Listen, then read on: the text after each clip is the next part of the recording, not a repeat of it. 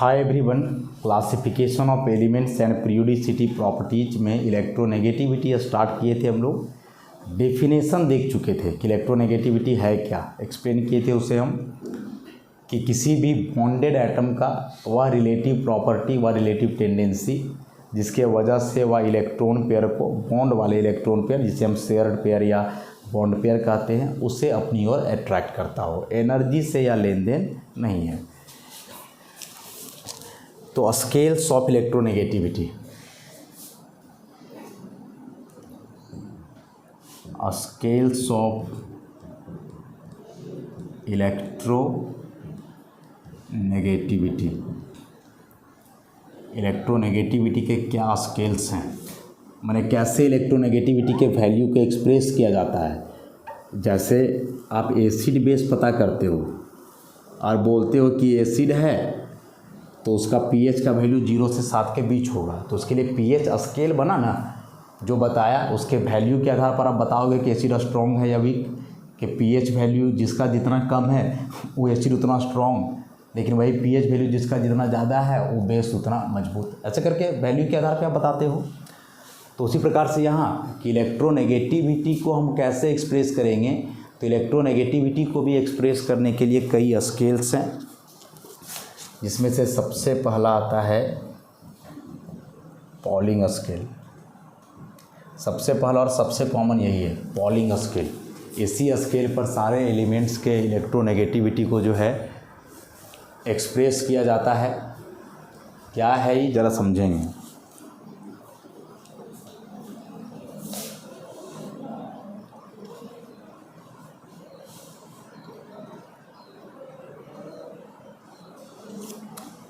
तो पॉलिंग ने क्या नोटिस किया कि जैसे इस तरह का कोई रिएक्शन है, ए प्लस बी और मान के चलो ये मिल करके बना रहे हैं ए बी, मतलब दो गैसियस स्पीशीज जैसे आपस में रिएक्शन करके एक तीसरा गैसियस स्पीशीज मैंने प्रोडक्ट का फॉर्मेशन कर रहे हैं।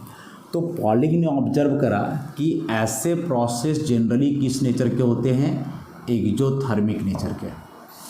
एक्जोथर्मिक नेचर के होते हैं, इसका मतलब कि यहाँ से क्या होगा, एनर्जी रिलीज होगा।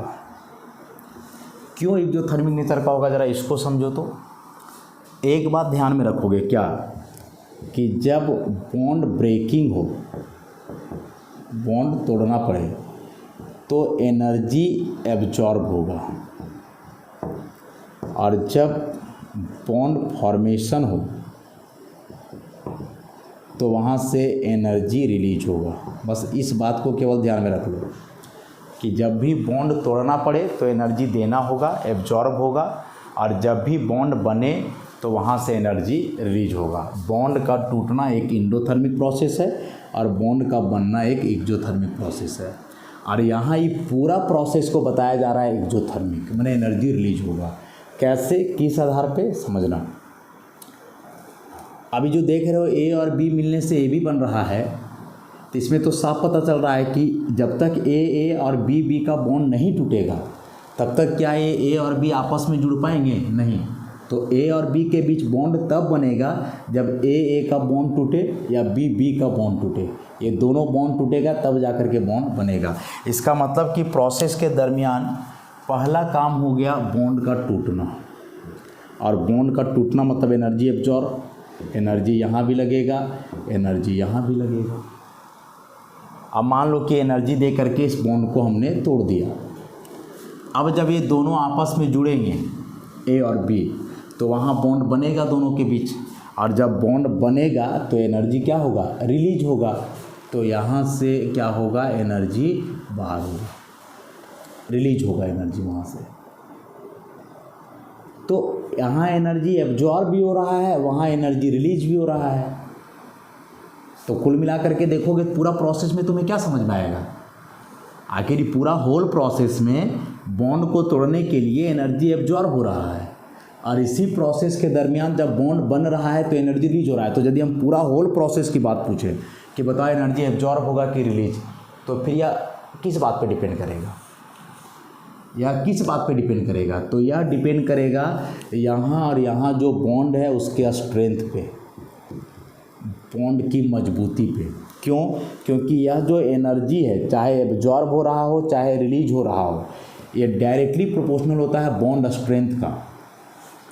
बॉन्ड एनर्जी जो होता है वह डायरेक्टली प्रोपोर्शनल होता है बॉन्ड स्ट्रेंथ का।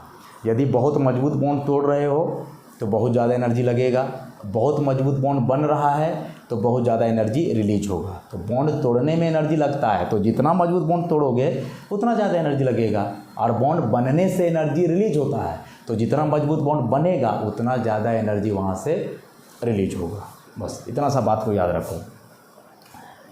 तो मान लें कि यहाँ जो बॉन्ड टूट रहा है उसमें एनर्जी लग रहा है 100 जूल, ये थोड़ा अलग होगा, कमज़ोर है, मान लो 80 जूल, तो ओवरऑल एनर्जी लगा कितना 180 जूल।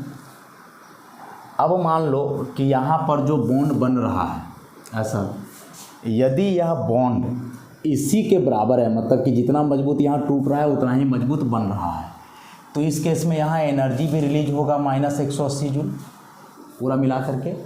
तो एनर्जी यहाँ एब्जॉर्ब होगा तो आप प्लस में दोगे, रिलीज होगा तो माइनस में। तो हम क्या बोले कि 180 जूल एनर्जी इस बॉन्ड को तोड़ने में लगा, तो 180 जूल ही एनर्जी रिलीज होगा कब? जब इस बॉन्ड का मजबूती इसके बराबर होगा। तो मान के चलो 180 जूल निकला और 180 जूल तोड़ने में लग रहा था, तो यही वाला एनर्जी सब यहाँ आ जाएगा, तो ये बॉन्ड पूरा टूट जाएगा, तो ना एनर्जी निकलेगा ना एनर्जी एब्जॉर्ब होगा, कुछ नहीं होगा। लेकिन ऐसा रेयरली ही होता है कि जितना मजबूत बॉन्ड टूटे उतना ही मजबूत बॉन्ड फिर बने, या रेयरली है, ऐसा जनरली होता नहीं है। तो अब उल्टा मान लो कि यहाँ जो एनर्जी लग रहा है वो ज़्यादा है, मतलब ज़्यादा है मतलब ये बॉन्ड स्ट्रॉन्ग है, लेकिन इन दोनों के टूटने के बाद यहाँ जो बॉन्ड बन रहा है ये बॉन्ड वीक है। तो जब ये वाला बॉन्ड वीक होगा तो यहाँ जो एनर्जी रिलीज होगा वो इससे कम होगा। तो 180 जूल तोड़ने में लग रहा था, तो हो सकता है कि 185 जूल रिलीज हो, ऐसा। तो 150 रिलीज होगा, जब यह एनर्जी इसको तोड़ने आएगा तो यहाँ तो लग रहा था 180, निकला कितना 150। इसका मतलब कि 30 जूल एनर्जी यहाँ एक्स्ट्रा देना होगा, और एनर्जी देना होगा मतलब ये हो जाएगा एंडोथर्मिक। तो एनर्जी कब देना पड़ा? जब मजबूत बॉन्ड टूटा और कमज़ोर बॉन्ड बना। जब कमज़ोर बॉन्ड बना और मजबूत बॉन्ड टूटा, तो इस केस में हम लोग को एनर्जी बाहर से सप्लाई करना पड़ा, तो यह प्रोसेस एंडोथर्मिक। लेकिन उल्टा मान लो कि यहाँ जो बॉन्ड टूट रहा है वो कमज़ोर है, वीक, लेकिन यहाँ जो बॉन्ड बन रहा है वो स्ट्रॉन्ग है। ऐसे टूट रहा है वो कमज़ोर और जो बन रहा है वो स्ट्रॉन्ग। तो यदि इसको तोड़ने में 180 जूल एनर्जी लगा था, तो ऑब्वियसली जो यहाँ बॉन्ड बनेगा और जो एनर्जी रिलीज होगा वो इससे ज़्यादा होगा, क्योंकि मजबूत बॉन्ड बन रहा है। तो मान लो 200 जूल। अब जब ये 200 जूल एनर्जी रिलीज होगा यहाँ से, तो ये इसे तोड़ने आएगा तो इसका 180 जूल एनर्जी तो चला जाएगा, तो बाकी तो 20 जूल एनर्जी इसका बच गया ना। अब यही जो 20 जूल एनर्जी बचा वो रिलीज होगा, और रिलीज होगा तो प्रोसेस कैसा हो जाएगा? एक्सोथर्मिक। तो क्या देखें हम लोग कि एक्सोथर्मिक प्रोसेस कब हुआ? जब मजबूत बॉन्ड बना और कमज़ोर बॉन्ड टूटा। तो पॉलिंग ने जो यहाँ ऑब्जर्व किया कि इस टाइप के रिएक्शन जनरली एक्सोथर्मिक नेचर के हैं, इसका मतलब हुआ कि इस प्रोसेस के दरमियान AB के बीच का मजबूत बॉन्ड बन रहा होगा, और AA और BB के बीच का मजबूत बॉन्ड टूट रहा, कमज़ोर बॉन्ड टूट रहा होगा कमज़ोर बॉन्ड, और बन रहा होगा क्या? मजबूत बॉन्ड। इसका मतलब यही हुआ था, इसी को समझाने के लिए इतना हुआ।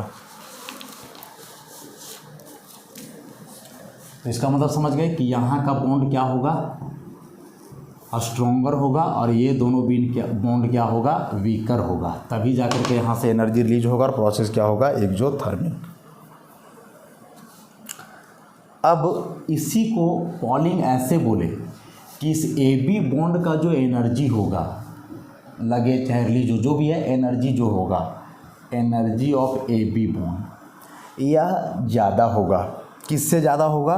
तो जो ज्योमेट्रिक मीन है AA और BB बॉन्ड का, उसका मतलब कि under root energy of AA into energy of BB, ऐसा।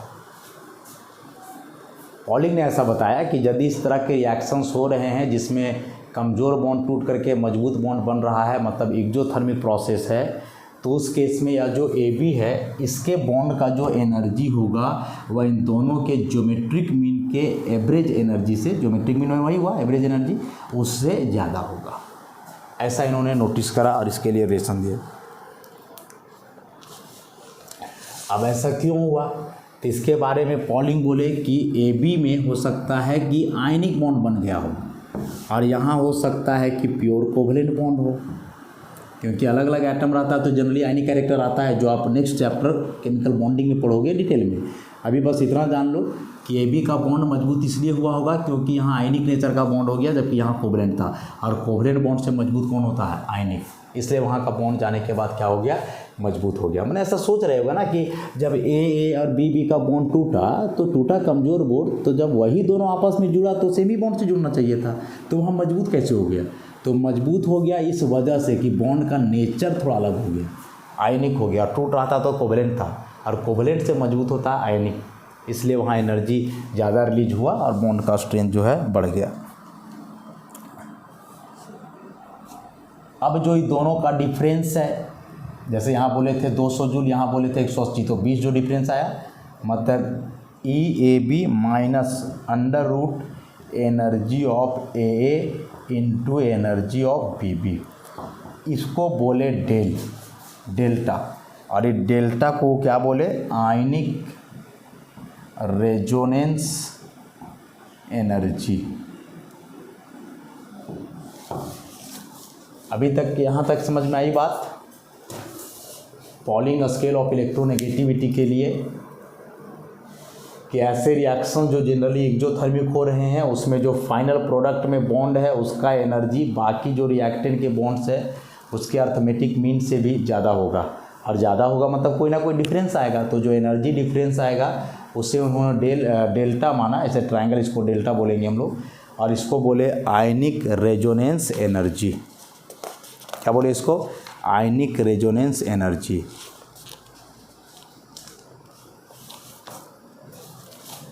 अब इसमें उन्होंने क्या कहा जरा ध्यान से देखोगे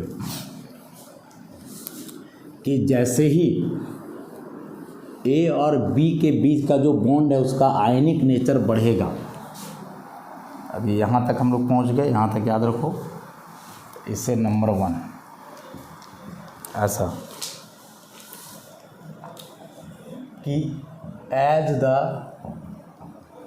इलेक्ट्रोनेगेटिविटी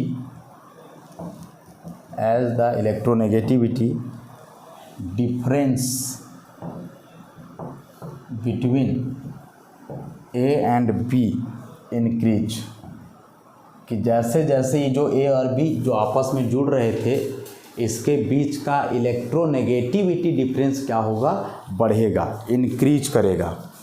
तो क्या होगा उससे, नंबर 1 कि ए बी में जो आयनिक कैरेक्टर है वो बढ़ेगा, ए बी का आयनिक कैरेक्टर क्या होगा, इंक्रीज करेगा।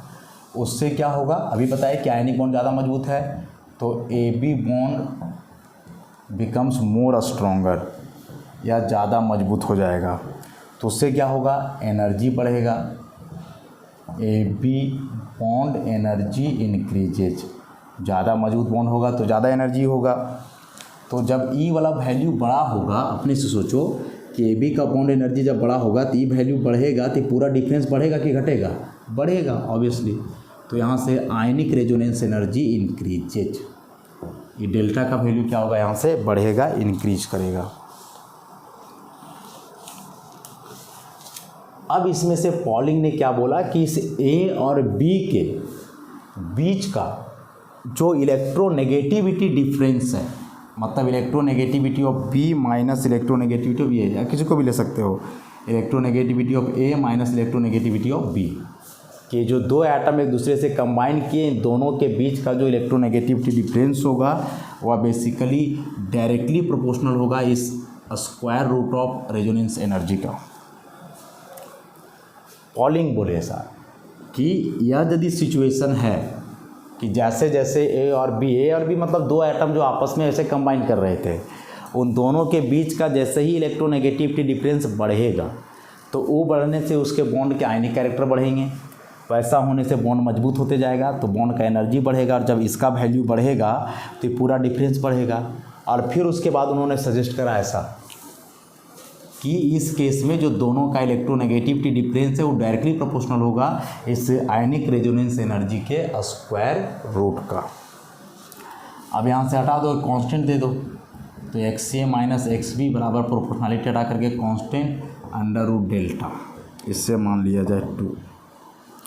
अब 1 और 2 को ज़रा कंपेयर करो, 1 और 2 को ज़रा कंपेयर करो, तो कंपेयर करोगे तो क्या होगा, डेल्टा का वैल्यू लिखना है बस। ये डेल्टा जो इतना के बराबर आया है इसी को वहाँ लिखो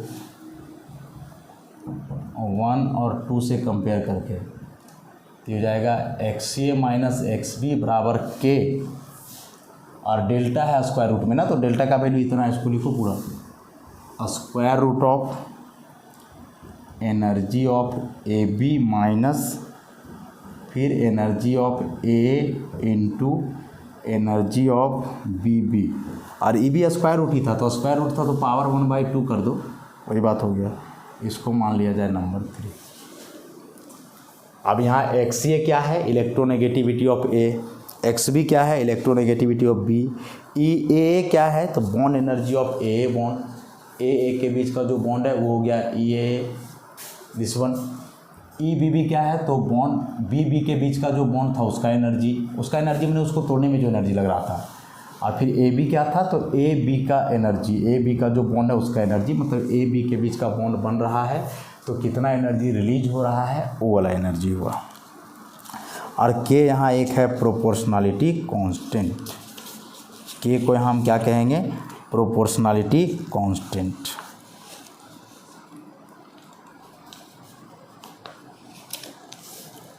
अब यह प्रोपोर्शनलिटी कांस्टेंट है तो इसका वैल्यू फिक्स होना चाहिए, तो इसके लिए पॉलिंग वैल्यू बताए कि यदि आप एनर्जी को एक्सप्रेस करोगे किलो कैलोरी पर मोल में तो K का वैल्यू लेना है 0.208, और यदि आप एनर्जी को एक्सप्रेस करोगे किलो जूल पर मोल में तो उस केस में इस K का वैल्यू लोगे 0.1017 ऐसा। तो यदि हम किलो जूल में एक्सप्रेस करें तो वही एक्सप्रेशन अब क्या हो जाएगा देखो, और वही एक्सप्रेशन अब क्या हो जाएगा, K का वैल्यू पुट कर दो, तो XA माइनस XB बराबर 0.1017 under root EAB minus EA into EBB का पावर 1/2, जब एनर्जी किलो जूल में रहेगा तब इसको 4 मानो ऐसे। अब इसमें से यह जो बॉन्ड एनर्जी है E, इसका वैल्यू तो एक्सपेरिमेंट से निकल जाएगा, एक्सपेरिमेंटली डिटरमाइंड। इन दोनों का वैल्यू कहाँ से निकलेगा, एक्सपेरिमेंट से निकल जाएगा, एनर्जी है तो निकल जाएगा। लेकिन अभी भी देखोगे तो दो अननोन टर्म है, इस सब का वैल्यू एक्सपेरिमेंट से पता चल गया और इसमें एक ही टर्म रहता तो डायरेक्ट निकल जाता, लेकिन अभी भी अननोन टर्म दो है, A का भी इलेक्ट्रोनेगेटिविटी और B का भी इलेक्ट्रोनेगेटिविटी। तो यहाँ कैसे होगा, तो इसमें से पॉलिंग ने क्या करा कि इन दोनों में से एक एटम को ले लिया हाइड्रोजन, एक एटम को क्या ले लिया, हाइड्रोजन, और हाइड्रोजन के इलेक्ट्रोनेगेटिविटी को फिक्स कर दिया 2.1। इस केस में पॉलिंग ने क्या किया, मान लिया, ऐसा एज्यूम कर लिया उन्होंने कि इन दोनों में एक हम यदि हाइड्रोजन ले लें तो इसका इलेक्ट्रोनेगेटिविटी कितना हो गया 2.1। तो बाकी एलिमेंट, अब यहाँ से कोई एक को हम चेंज करेंगे तो बाकी जो दूसरा एलिमेंट आएगा उसका इलेक्ट्रोनेगेटिविटी निकलेगा किसके रिस्पेक्ट में, हाइड्रोजन के रिस्पेक्ट में।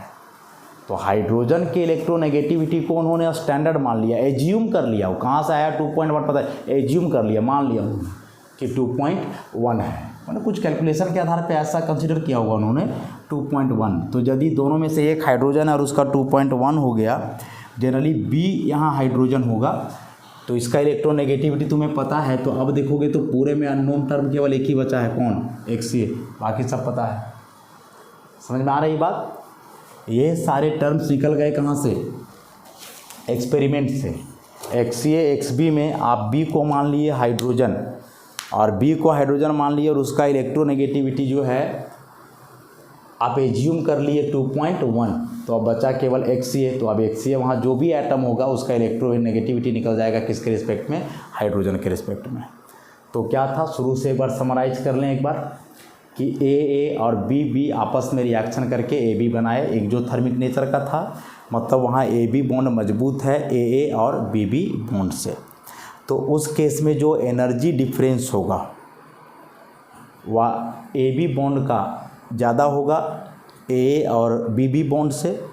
तो उस केस में उन्होंने ऐसा लेट करा कि energy of A minus B नहीं, AB बॉन्ड का जो एनर्जी है उसको जब माइनस किया जाए,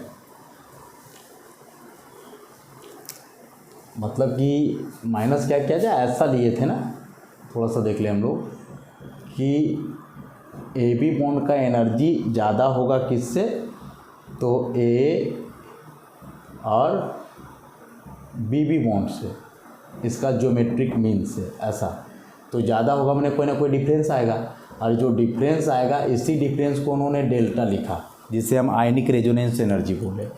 और फिर जाकर के वो रिजल्ट लाए कि अब यहाँ जो A और B दो एलिमेंट्स है, इन दो एलिमेंट्स का इलेक्ट्रोनेगेटिविटी का जो डिफरेंस होगा वह डायरेक्टली प्रोपोर्शनल होगा इसका डेल्टा के स्क्वायर रूट का। और यहाँ से प्रोपोर्शनलिटी हटा तो कांस्टेंट आ गया था क्या, K। अभी डेल्टा का वैल्यू जो यहाँ था इसको हम लोग पुट कर दिए, K का वैल्यू उन्होंने मान लिया कि यदि एनर्जी बाकी का किलो कैलोरी पर मोल में बता रहे हो तो K का वैल्यू इतना लेना, और किलो जूल पर मोल में बताओगे तो K का वैल्यू इतना लेना। तो जनरली हम लोग किलो जूल में बताते हैं, तो फिर इतना लेकर के ये पूरा एक्सप्रेशन हो गया। अब इसमें से ये सारे एनर्जी टर्म है जिसका वैल्यू एक्सपेरिमेंट से कोई ना कोई तरह से पता चल जाएगा।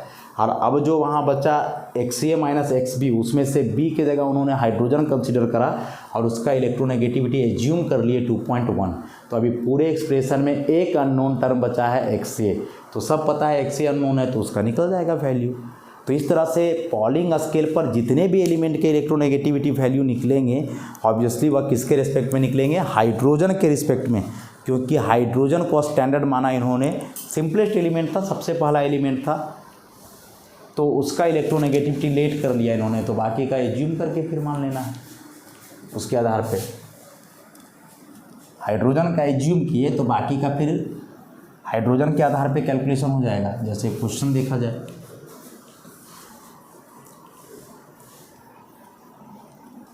इसके आधार पे एक क्वेश्चन देखा जाए।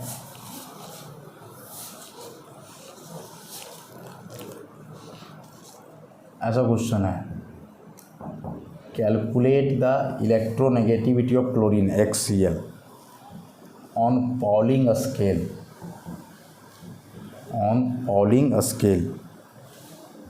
If the bond energies of HH माने hydrogen bond, Cl and HCl bonds are 436, 242 and 431.8 kilo joule पर मोल रेस्पेक्टिवली। ऐसा क्या था, एक्सप्रेशन था, यहीं लिख लेते हैं,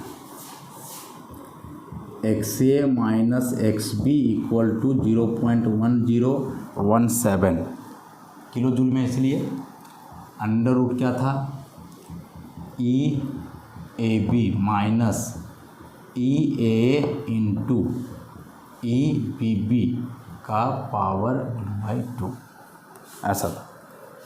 अब A और B तो यहाँ समझ ही गए हो, HCl बॉन्ड है, यहाँ तो HCl बॉन्ड है, तो इसमें B लेना है हमेशा हाइड्रोजन को, तो A हो जाएगा क्लोरीन, तो ये हो जाएगा electronegativity of chlorine minus electronegativity of hydrogen, तो 0.1017, माने जिसका ज़्यादा होता है इलेक्ट्रोनेगेटिविटी उसे आप मानोगे A और जिसका कम है उसको मानोगे B मतलब कि हाइड्रोजन यदि कम रहा तो आप मान के चलो हाइड्रोजन का ही ज़्यादा है किसी से, तो फिर हाइड्रोजन A हो जाएगा उस केस में। तो इतना एनर्जी ऑफ EAB मतलब energy of HCl bond minus energy of A के जगह Cl है तो Cl बॉन्ड, यहाँ ClH हो जाएगा, वही चीज़ है, into energy of HH bond का पावर 1/2। अब ClH HCl की बात है, अब वैल्यू पुट कर दो। HCl इसका है 2.1 तो 0.1017। हाइड्रोजन क्लोरीन का देखो दिया हुआ है, HCl बॉन्ड एनर्जी है 431.8 माइनस क्लोरीन का है 242 इंटू हाइड्रोजन का है 436 का 1/2। अभी दोनों को मल्टीप्लाई करके स्क्वायर रूट निकाल लो, उसके बाद इसमें माइनस कर दो, फिर इतना से मल्टीप्लाई करो तो आएगा इतना HCl माइनस 2.1 और इधर वाला आता है 1.05। तो अब यहाँ से निकाल दो तो हो जाएगा HCl बराबर 2.1 प्लस 1.05 मतलब हो जाएगा 3.15। So this is the electronegativity of chlorine on polling scale 3.15। तो इसमें एक बात जो ये रहा ज़बरदस्ती वाला, वह रहा हाइड्रोजन का, कि हाइड्रोजन का पता नहीं किस आधार पे उन्होंने 2.1 कंसीडर करा, लेकिन चूंकि जैसे वो कंसीडर किए और जिस आधार पे दिए हम लोगों को उसी को याद रखना है और उसी को लेकर के चलना है, समझ गए। तो यहाँ से पॉलिंग स्केल जो है समाप्त होता है। बड़ा था लेकिन एक दो बार इसको पढ़ोगे, प्रैक्टिस करोगे तो हो जाएगा, कोई नया बात नहीं है। यहाँ ए बी में कन्फ्यूजन होगा तो याद रखना है कि जिसका इलेक्ट्रोनेगेटिविटी ज़्यादा है वो ए और जिसका कम है वो बी। अब क्लोरीन का देखो आया 3.15, हाइड्रोजन का होता है 2.1, तो इसका कम था तो बी मान लीजिए, क्योंकि हमेशा बड़ा में छोटा वैल्यू घटाओगे ना। अब मान के चलो कि नहीं हमको पहले से कैसे पता रहेगा, तो फिर पहले से कैसा पता रहेगा तो वैसे ही ले लोगे, तो जो वैल्यू आएगा उसके मोड में लेकर के चलना होगा ताकि प्लस वैल्यू आ जाए। माइनस में इलेक्ट्रोनेगेटिविटी किसी का नहीं होता है। तो अब क्लोरीन का आया 3.15, हाइड्रोजन का आया 2.1, तो इसका मतलब कि हाइड्रोजन से ज़्यादा इलेक्ट्रोनेगेटिव कौन है? क्लोरीन। मतलब क्लोरीन का बॉन्ड पेयर के इलेक्ट्रॉन को खींचने का एबिलिटी जो है वो हाइड्रोजन से क्या होगा? अधिक होगा, ज़्यादा होगा। और भी स्केल्स हैं, उसे नेक्स्ट लेक्चर में हम लोग देखेंगे। बस पॉलिंग स्केल अभी हमने किया, तो एक बार इसको अच्छे से रिवाइज कर लोगे। धन्यवाद।